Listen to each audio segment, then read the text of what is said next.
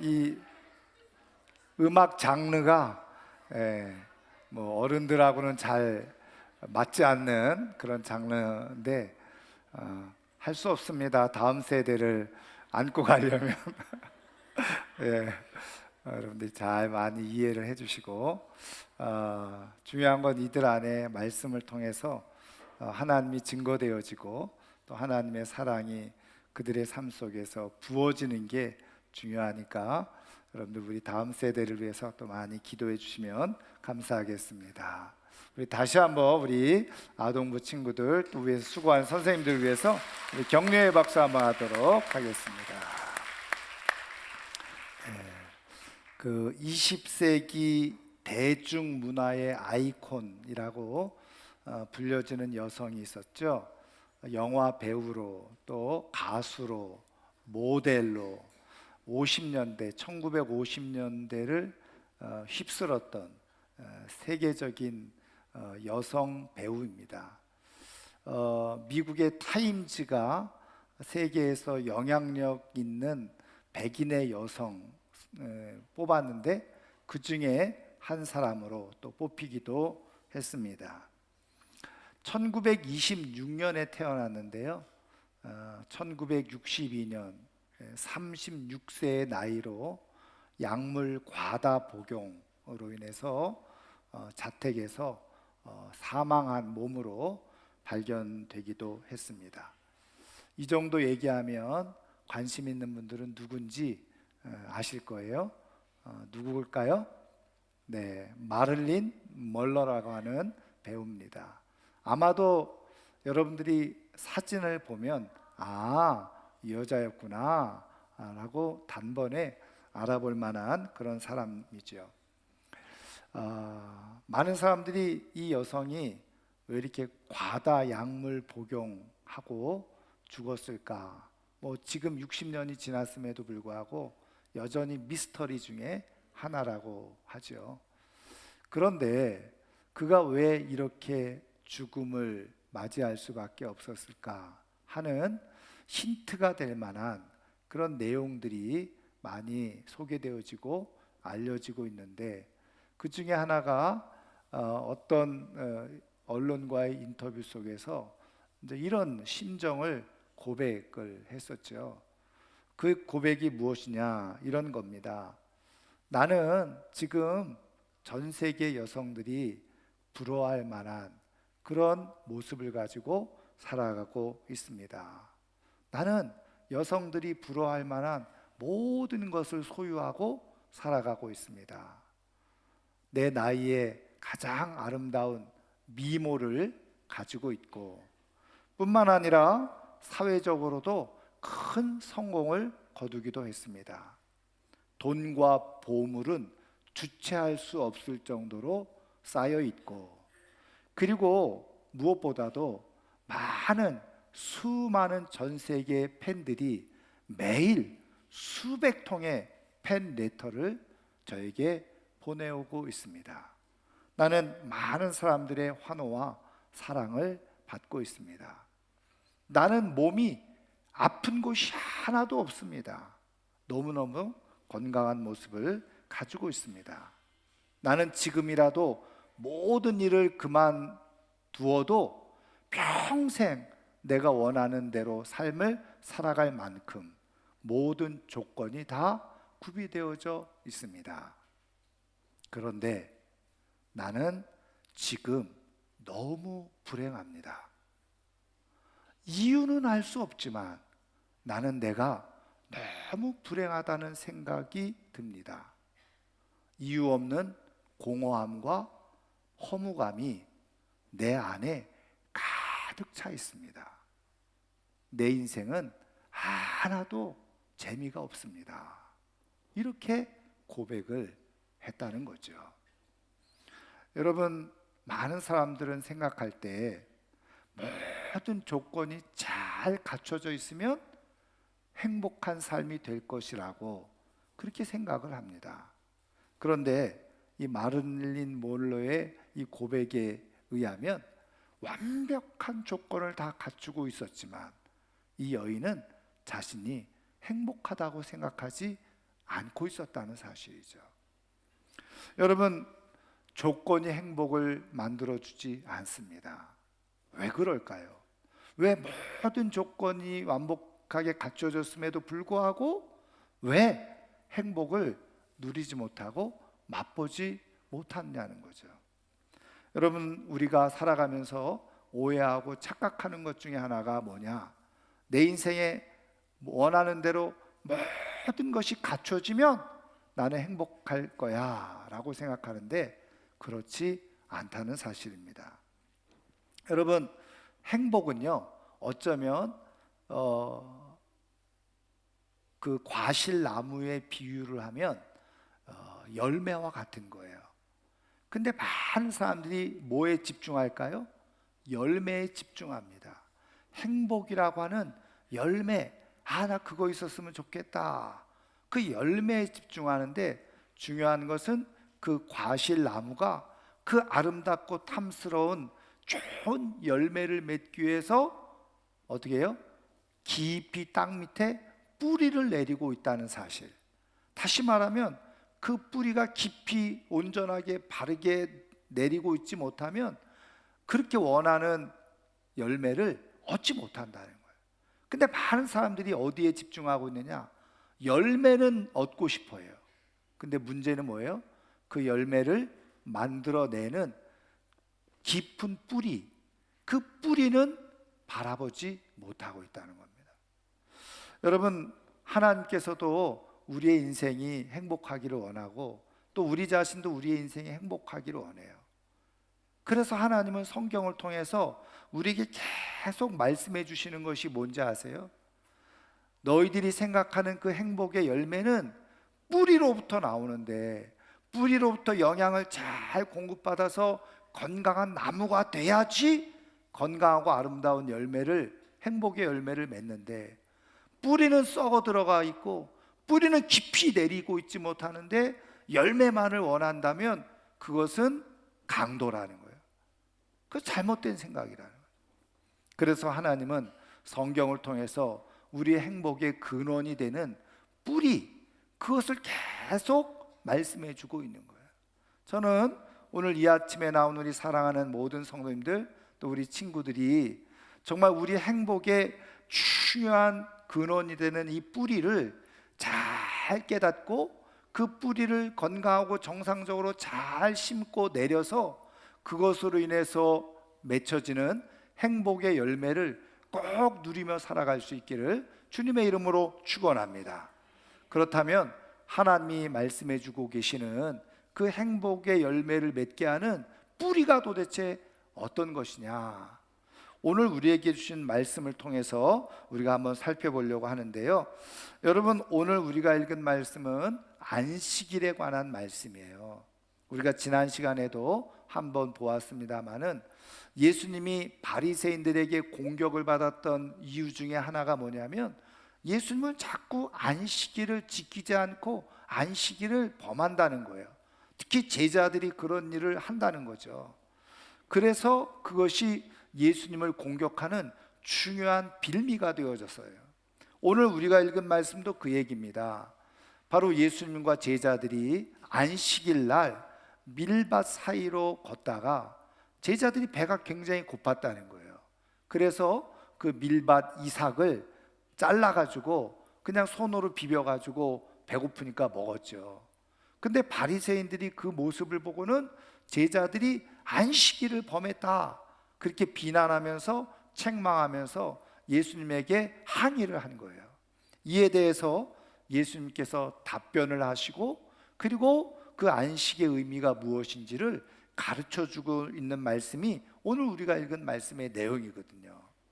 여러분, 이 말씀을 가만히 살펴보면 지금 이 제자들이 했던 행동, 사실은 이 안식일이라는 것 예수님도 아셨고 제자들도 알았죠. 근데 밀밭 사이로 가다가 그 이삭을 잘라 먹는 것, 이게 안식일을 범하는 것인지 알았을까요? 몰랐을까요? 아마도 예수님도 그랬고 제자들도 알았을 거예요. 그런데 왜 그 일을 행했느냐는 거죠.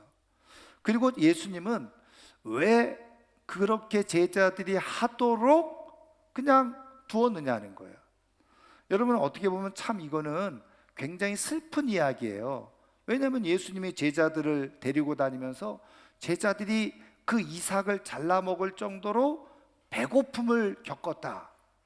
여러분, 슬픈 이야기죠. 그런데 여러분, 정말 예수님이 제자들을 배고프게 만들 만한 분이셨어요? 여러분, 예수님은요, 오병이어의 기적을 일으키신 분이잖아요. 보리떡 5개, 그리고 보리떡 2개죠. 보리떡 5개. 예, 죄송합니다. 그 다음에 물고기 2마리. 그걸 가지고 장정만 5,000명을 먹이셨던 분이에요. 그러니까 예수님은 얼마든지 사실은 제자들이 배고프지 않도록 하실 수도 있는 분이에요. 그런데 왜 지금 제자들이 그 밀 이삭을 잘라 먹을 정도로 시장에서 배고파서 그렇게 이삭을 잘라 먹게 두셨냐는 거죠. 그랬더니 이제 어떤 분은 이렇게 얘기를 해요. 아마도 그게 때가 언제인지 모르지만, 아침인지 점심인지 모르겠지만, 아마 예수님이 제자들을 데리고 식사하러 가는 길에 배가 고프니까 잘라 먹을 수도 있었지 않았나. 여러분, 물론 그렇게 볼 수도 있어요. 근데 여러분 한번 생각을 해보세요. 여러분 같으면 조금 내가 배가 고프다고 하더라도 그냥 가는 길에 지금 밥 먹으러, 맛있는 밥을 먹으러 갈 건데 배가 고프다고 그것도 날거로 밀 이삭 잘라 먹어가지고 손으로 비벼가지고 막 먹고 싶겠어요? 그냥 조금 참았다가 맛있는 밥을 먹으면 되는 것 아니겠어요? 그러니까 왜 예수님은 제자들을 이렇게 배고프게, 그래서 밀 이삭을 잘라 먹게 두셨느냐는 거죠. 그리고 하필이면 왜 안식일 날 그 밀이 자라고 있는 밭 사이로 굳이 가실 필요가 뭐 있어요? 왜냐하면 바리새인들이 그렇게 예수님을 참 비난하려고 호시탐탐 노려보고 있는 이때에 그런 그 비난거리가 될 만한 일을 굳이 예수님이 만드실 필요가 뭐 있었냐는 거예요. 여러분, 우리가 성경을 보면요, 예수님께서 행하시는 모든 일 속에는요, 예수님의 깊은 의미가 담겨져 있어요. 그러니까 지금 예수님께서 이렇게 하신 것도 무엇인가 중요한 것을 가르쳐 주시고 말씀해 주시려고 하는 의도가 여기에 숨어 있는 거예요. 여러분, 우리가 요한복음 4장을 읽어보면 예수님께서 예루살렘에 계셨다가 갈릴리로 가시게 돼요. 근데 그때 어떻게 해요? 사마리아로 통과를 합니다. 사실은 이 예루살렘에서 이 갈릴리로 가는 가장 빠른 길이 사마리아로 통과하는 길이에요. 근데 대부분의 모든 유대인들은 그 길을 이용하지 않았어요. 왜냐하면 그 땅이 사마리아 땅, 다시 말하면 유대인들과 다른 그런 사마리아 사람들이 살고 있다고 해서 그들과 상종하지 않기 위해서 그 땅을 가지 않고 요단강 강변길로 이렇게 돌아서 갈릴리로 갔거든요. 그런데 요한복음 4장을 읽어보면 예수님께서 어떻게 해요? 일부러 사마리아 땅으로 들어가시는 거예요. 그리고 갈릴리로 가시는 거예요. 저는 그 말씀을 보면 아마 제자들이, 성경에는 그렇게 기록되어져 있지 않지만 이렇게 하지 않았을까요? 아이고, 예수님, 그 길은 우리가 다니는 길이 아닙니다. 사실은 전에도 갈릴리로 내려와가지고 요단 강변길로 와가지고 여리고로 들어와서 예루살렘으로 왔었잖아요. 그게 주로 다니는 길이었어요. 그러니까 제자들도, 아니, 예수님, 이 길로 가면 사마리아 땅으로 가는 길이에요. 우리가 다니던 길이 아닙니다. 아마 그랬을지도 몰라요. 근데 예수님은 아니야, 내가 이번에는 이 길로 가야 되겠어 하고 간 거예요. 가다가 누구를 만났습니까? 수가성에 물 깃는 여인, 그 여인을 만나게 됐죠. 근데 그 여인을 통해서 예수님이 메시아라는 것이 드러나게 되고 나타나게 되고 참 예배가 무엇인지를 가르쳐 주시고, 그 사마리아 그 지역에 있는 사람들이 예수님이 메시아로 오신 것을 알게 되어지는 그런 역사가 일어났던 것을 보게 되어져요. 그러니까 예수님께서 무엇인가 다른 행동을 하시고 다른 길을 가실 때는 거기에 다 목적과 이유가 있는 거예요. 그런 의미에서 지금 이 밀밭 사이로 안식일에 가셨던 이유가 있고, 제자들이 그 밀밭에서 이삭을 따먹게 하는, 그대로 허용하는 이유를 예수님이 가지고 계신 거죠. 그것은 아마도 말씀드린 것처럼 바리새인들이 이렇게 그냥 비난하고 그리고 항의할 때 안식에 대해서 제대로 된 말씀을 가르쳐 주시기 위한 뜻이 여기에 담겨져 있는 거예요. 여러분, 예수님이 말이죠, 정말 그 당시에 바리새인들과 유대인들이 알고 있던 방식대로 다 그냥 안식일을 철저하게 지켰다고 한다면 안식일에 대해서 바른 이야기를 할 수 있었을까요? 물론 뭐 가르칠 수는 있었겠죠. 그렇지만 그게 사람들에게 깊이 인상적으로 남는 교훈이 되지 않을 거란 말이에요. 여러분, 우리가 잘 아는 것처럼 예수님께서 이 땅에 오셔서 말씀하셨을 때 그 많은 말씀의 중요한 요지는 뭐예요? 하나님이 이스라엘 백성들에게 말씀을 해주셨지만 오랜 시간이 지나면서 그 말씀이 변질되어진 거예요. 잘못 해석되어지고 잘못 이해되어졌던 거예요. 그러니까 많은 유대인들이 하나님의 뜻을 잘못 알고 지내고 있었던 거죠. 그런 의미에서 예수님께서 오셔서 하나님께서 말씀하신 그 의미를 바르게 해석해 주시고 가르쳐 주신 거예요. 그 중에 하나가 뭐라고요? 지난주에 말씀드린 것처럼 안식에 관한 거예요. 안식일에 관한 거예요. 지금 이 안식일을 범했다고 예수님에게 항의를 하죠. 그러자 예수님은 두 가지 중요한 사실을 언급을 해요. 하나가 뭐냐? 여러분 3절 4절에 보니까 어떤 얘기를 해주고 있냐면, 이 말씀은 사무엘상 21장에 다윗이 행했던 것을 예수님이 언급해 주시고 말씀해 주시는데, 어떤 내용이냐면 이런 내용이에요. 다윗이 사울 왕에게 쫓겨서 도망 다니게 돼요. 근데 하루는 너무너무 배가 고픈 겁니다. 높당에 이르렀는데, 근데 거기에 높당에 아히멜렉이라고 하는 제사장이 있었는데, 그 제사장에 가서 내가 지금 너무 배가 고프다고, 뭐 먹을 것이 좀 없냐고 물어봅니다. 그러니까 이 아히멜렉이 제사장인데 이렇게 얘기를 하죠. 지금 먹을 거는 없고 지금 하나님 앞에 제사를 드렸던 떡, 근데 그거는 제사장만 먹을 수 있는 떡인데 그 떡만 지금 남아있다, 이렇게 얘기를 해요. 그랬더니 다윗이 그것을 좀 나와 내 친구들을 위해서 좀 줄 수 없느냐 요청을 하죠. 그러니까 이 아히멜렉 제사장이 원래는 줄 수 없는 것인데, 다윗과 이 친구들이 너무 3일 동안 먹지도 못하고 굶었다고 하니까 그 제사장만 먹을 수 있는 떡을, 율법을 어기는 거죠. 그러면서 다윗에게 주었다는 거예요. 그 예수님께서 지금 3절과 4절에서 첫 번째로 그 말씀을 해주시는 거예요. 그러면서 하시는 말씀이 7절에 보면 호세아서 말씀을 인용해서 뭐라고요? 나는 자비를 원하고 제사를 원하지 아니하노니. 하나님이 제사를 원하지 않는다는 의미가 아니라, 제사 하나님이 기뻐하시지만 그 속에 담겨져 있는 자비, 히브리어로 헤세드라는 말인데, 그 호세아서를 읽어보면 인애라고 번역이 됐어요. 다른 말로 말하면 사랑, 자비, 긍휼, 헤세드라는 말이 다 그렇게 번역되어 있는 말이거든요. 근데 하나님께서 하신 말씀이 뭐냐? 나는 자비를 원한다. 너희들이 하나님이 말씀하시는 그 자비가 무엇인지를 알았더라면 지금 배고파서 그 밀 이삭 잘라 먹은 것 가지고 비난하지 않았을 거라는 거예요.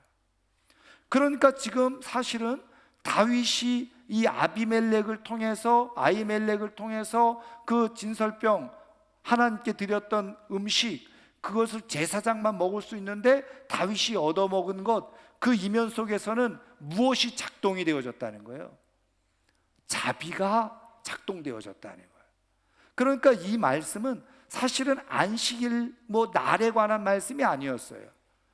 더 중요한 것은 뭐예요? 중요한 마음의 중심이 뭐냐? 너희들에게 이 자비가 있어야 된다. 그것을 말씀해 주려고 하는 거죠. 그러니까 하나님께서 말씀해 주고 계시는 이 안식일을 지키는 데 있어서 정말 중요한 마음은 뭐냐?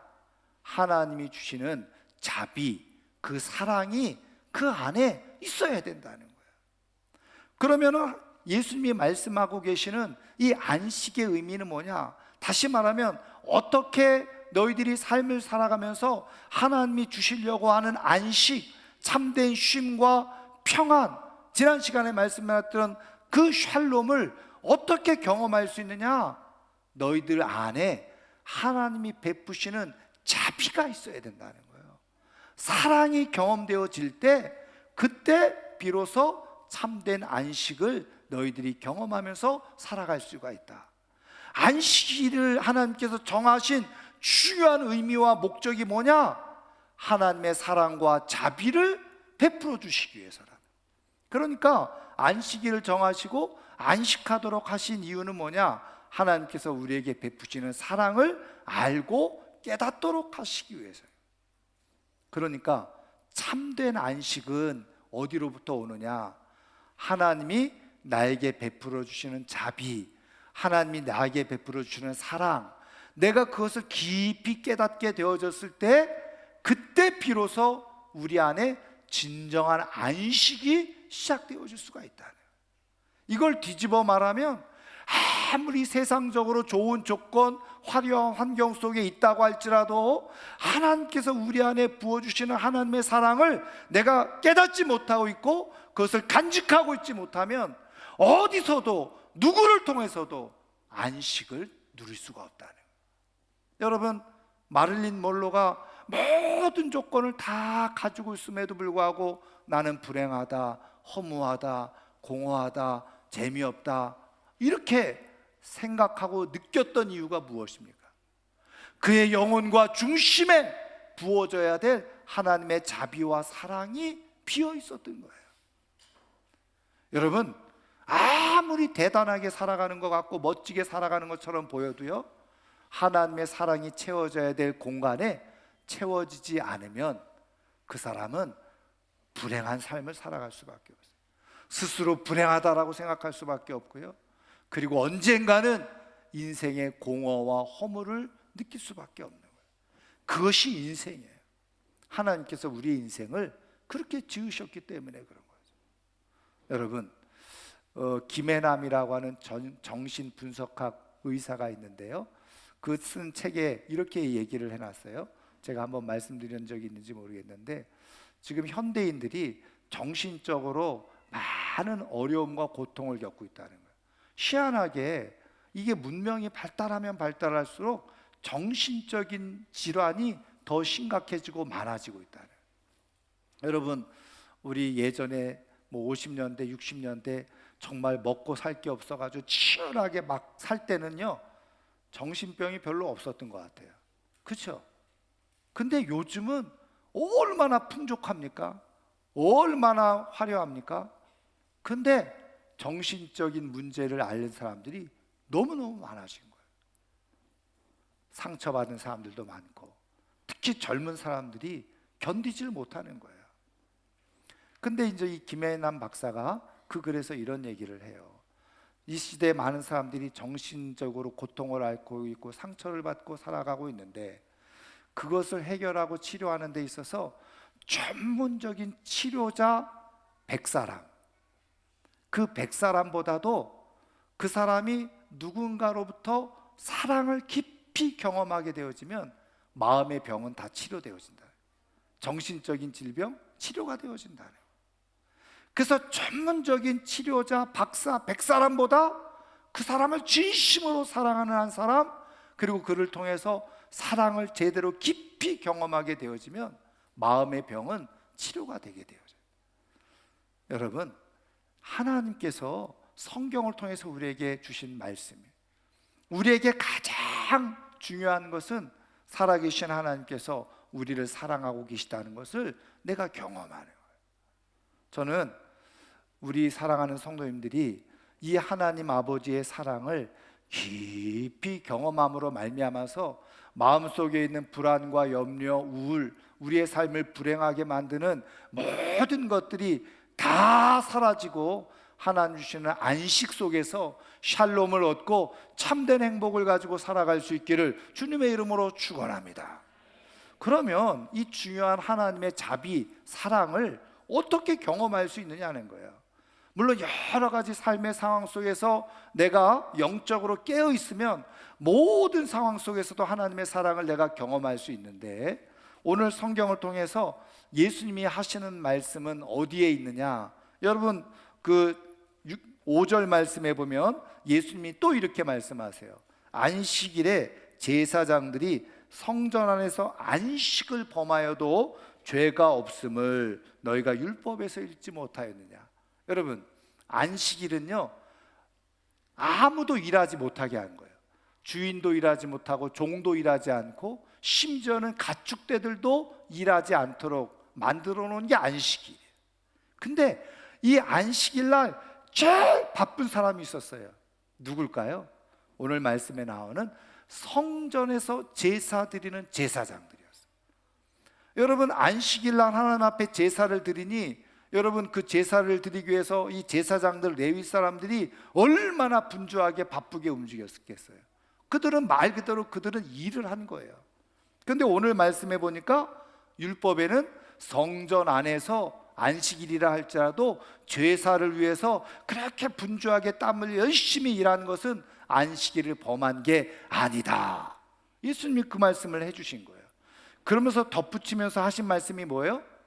성전보다 더 큰 이가 여기 있느니라. 예수님을 말씀하는 거죠. 그러면서 인자는 예수님이 안식일의 주인이다, 이렇게 말씀하시네요. 여러분, 예수님께서 지금 이 말씀을 하신 이유가 뭡니까? 안식일이지만 성전 안에서 제사를 위해서, 예배를 위해서 분주하게 열심히 수고하고 땀 흘려 일한 것은 안식일 범한 게 아니라는 거예요. 오히려 어떻게 해요? 그것은 하나님께서 정말 기뻐하시는 일이라는 거죠. 그 말씀을 해주고 있는 거예요. 그런데 예수님은 성전보다 더 크신 분이라는 거예요. 이 얘기는 뭐냐? 예수님 안에서, 예수님을 통해서 하나님 앞에 드려지는 예배가 있을 때에, 그때 안식의 역사가 일어나고 안식의 축복이 일어나고 하나님의 사랑이 경험되어지는 역사가 일어나게 되어짐을 말씀해 주고 있는 거죠. 그러니까 진짜 우리가 진짜 하나님이 약속해 주시고 말씀해 주시는 안식을 우리가 얻으려고 하면 아무것도 안 하고 그냥 가만히 널브러져 있으면 안식되는 게 아니라는 거예요. 진짜 참된 안식은 하나님 앞에 집중해서 땀 흘려 수고하며 예배할 때, 그때 하나님의 사랑을 경험하게 되어지고 하나님의 자비를 경험하게 되어지고, 그 하나님의 사랑과 자비가 경험되어진 것이 내 인생에 어떻게 해요? 행복의 중요한 뿌리가 되어진다는 거예요.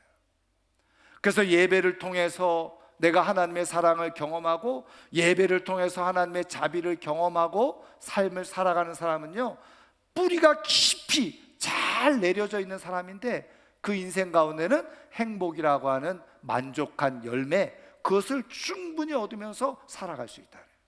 그래서 오늘 하나님은 말씀을 통해서 우리에게 말씀해 주고 계시는, 너희들의 삶이 여건과 상황과 형편과 조건을 뛰어넘어서 진짜 행복한 삶이 되기를 원하느냐? 그러면 내 안에서 안식을 누려라. 근데 그 안식을 누리는 비밀은 뭐냐? 내가 너희를 위해서 준비해 놓으신 이 예배 참여해서 이 예배를 통해서 하나님의 사랑을 깊이 경험하는 것이다, 말씀해 주고 계시는 거예요. 여러분, 그래서 이 기독교 2000년의 역사 속에서 하나님을 깊이 경험한 사람일수록 무엇을 인생에 가장 중요하게 여겼을까요? 예배를 중요하게 여긴 거예요. 예배에 목숨을 건 거예요. 왜? 예배를 통해서 하나님의 사랑을 내가 알 수 있고, 예배를 통해서 하나님의 자비를 경험할 수 있고, 그 하나님의 사랑과 자비가 내 안에 깊이 부어질 때에 내 안에 있었던 모든 불안하고 걱정스럽고 두렵고 염려됐던 것 다 사라지고 하나님의 샬롬이 임하게 되어지니까. 근데 그것이 내 인생을 지탱하는 중요한 뿌리가 되어지는데, 아무리 태풍이 불고 비바람이 몰아쳐도 흔들리지 않게 되어지니까 때가 되어지면 반드시 어떻게 해요? 행복이라고 하는 열매를 거두고 맛보면서 살아갈 수 있게 되어지는 거예요. 그래서 오늘 예수님은 말씀해 주고 있는 거예요. 너희에게 예배가 있느냐? 그 예배를 통해서 하나님의 사랑을 경험하고 있느냐? 맛보고 있느냐? 그것을 말씀해 주고 있어요.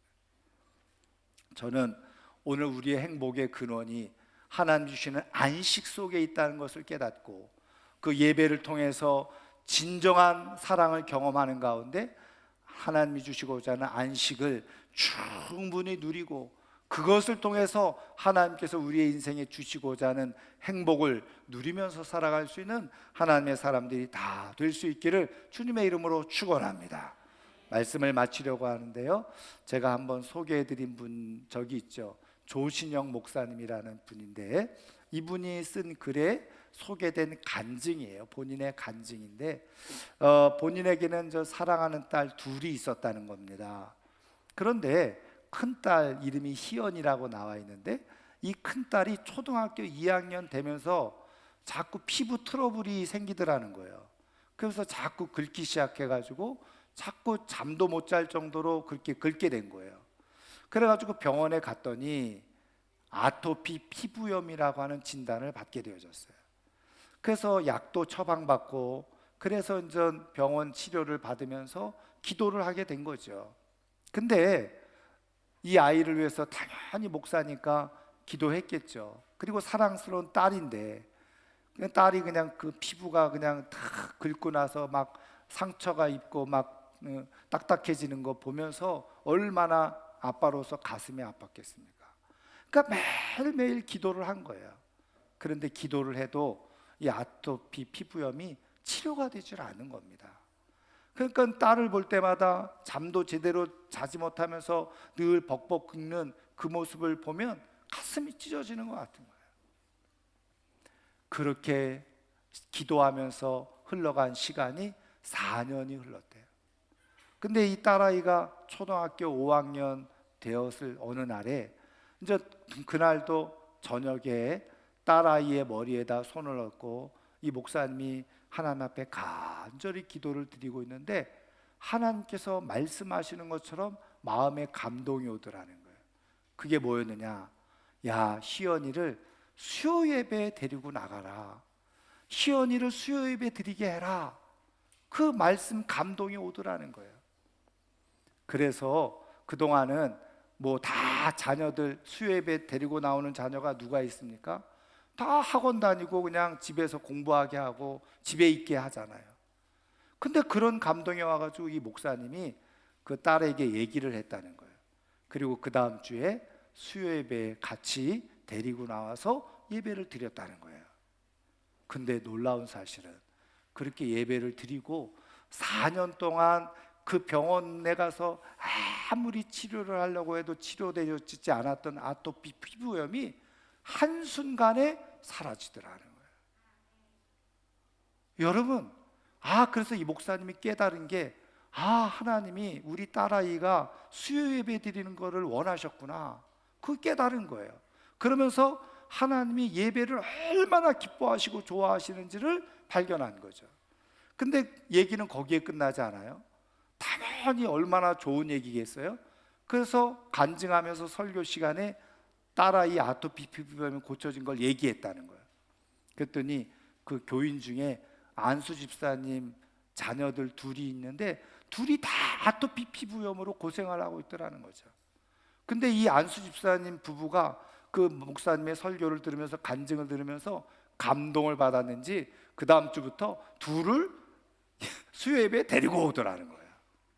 근데 애들이 장난주 치기도 하고 말이죠, 졸기도 하고 그럴 거 아니에요.